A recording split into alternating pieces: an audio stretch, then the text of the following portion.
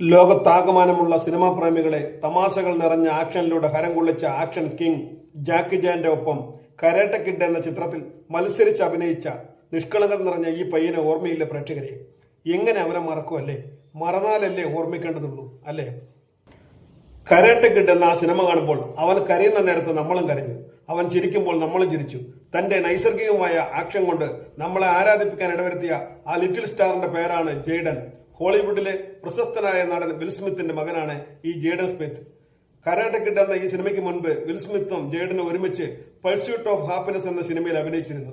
ആ സിനിമയിലെ ജെയ്ഡൻ എന്ന 8 വയസ്സുകാരന്റെ അവിസ്മരണീയമായ പ്രകടനം കണ്ട് സിനിമാ പ്രേമികൾ അക്ഷരാർത്ഥത്തിൽ അത്ഭുതപ്പെട്ടു. അച്ഛന്റെ തണലിൽ അധ്വാനിക്കാതെ കിട്ടിയ പ്രശസ്തിയിൽ ചെക്കൻ സകല വഷളത്തരങ്ങളും ചെയ്തു കൂട്ടി. നമ്മുടെ നാടൻ ഭാഷയിൽ പറഞ്ഞാൽ ചെക്കൻ വലുതാകും തോറും വളരെ വളരെ വകിച്ചു കിട്ടും എന്ന് പറയാം. അച്ഛനും ഒന്നിച്ച് അഭിനയിച്ച ആഫ്റ്റർ ഡെത്ത് എന്ന സിനിമയുടെ പരാജയം അവനെ മാനസികമായി തകർത്തു. സിനിമ വിടണമെന്ന ആഗ്രഹം പോലും അവനിൽ ഉദിച്ചു. പിന്നീട് അവൻ നേരെ പോയത് പോപ്പ് മ്യൂസിക്കിന്റെ ലോകത്താണ്. എനിക്ക് അറിയപ്പെടുന്ന ഒരു പോപ്പ് സ്റ്റാർ ആകണം എന്ന് അവൻ ട്വിറ്ററിൽ കുറിച്ചു. പക്ഷേ അവൻ പ്രതീക്ഷിച്ചതുപോലെ അതും ക്ലിക്കായില്ല. വീണ്ടും അവൻ ട്വിറ്ററിൽ കുറിച്ചു, ഞാൻ ഒരു ബാൻഡ് ആരംഭിക്കാൻ പോകുന്നു. അതും ക്ലിക്കായില്ല. പിന്നീട് അവൻ ആത്മീയതയിലേക്ക് നീങ്ങി. അവന്റെ പല തത്വങ്ങളും ജനങ്ങൾക്ക് മനസ്സിലായില്ല.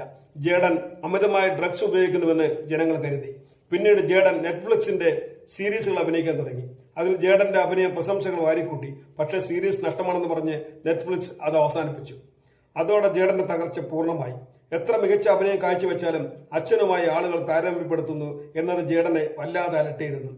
വിൽ സ്മിത്തിന്റെ മകൻ എന്ന ചട്ടക്കൂടിൽ നിന്നും അവൻ പുറത്തു കിടക്കാൻ വല്ലാതെ ആഗ്രഹിച്ചു. മുടിയിലും ശരീരത്തിലും പല്ലിലുമെല്ലാം ജേഡൻ പല പരീക്ഷണങ്ങളും ചെയ്തു. ശരീരത്തിൽ പലതരം ചിത്രപ്പണികൾ നടത്തി. ഹെയർ കളർ മാസം തോറും മാറ്റി. ഇതെല്ലാം ജേഡനെ തലതെറിച്ചവനായി ജനങ്ങൾ ചിത്രീകരിച്ചു. ഇതിനിടയിൽ മയക്കുമരുന്നുമായി പാരീസിൽ പിടിയിലാണെന്നാണ് റിപ്പോർട്ട്. സുഹൃത്തുക്കൾക്കൊപ്പം പാരീസിലെ ഒരു പാർട്ടിയിൽ അമിതമായി മയക്കുമരുന്ന് ഉപയോഗിച്ചതിനാണ് ജേഡൻ പിടിക്കപ്പെട്ടത്.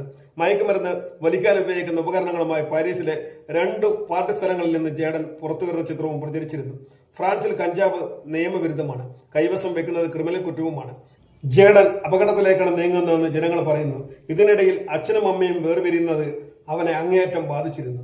അമ്മ പിങ്കൻ സ്മിത്താണ് തനിക്ക് മയക്കുമരുന്ന് പരിചയപ്പെടുത്തി തന്നതെന്ന് ജേഡൻ മുൻപ് ഒരു മാധ്യമത്തിൽ വെളിപ്പെടുത്തിയിരുന്നു. ഇതുകൂടാതെ 15-ാം വയസ്സിൽ നിയമപരമായി മാറി താമസിക്കുവാൻ ജേഡൻ അനുവാദവും ചോദിച്ചിരുന്നു. അവസാനം പുറത്തിറങ്ങിയ ലൈഫ് ഇൻ എ ഇയർ എന്ന ചിത്രം ഇതിനോടകം പ്രശംസ നേടിക്കഴിഞ്ഞു. ജേഡൻ വളരെ ചെറുപ്പമാണ്. അദ്ദേഹത്തിന് ഇനിയും സമയമുണ്ട്. നഷ്ടപ്പെട്ട എല്ലാ പ്രതാപങ്ങളും തിരിച്ചുപിടിക്കാൻ ജേഡൻ ആകട്ടെ എന്ന് GPS മീഡിയ ആത്മാർത്ഥമായും ആശംസിക്കുന്നു.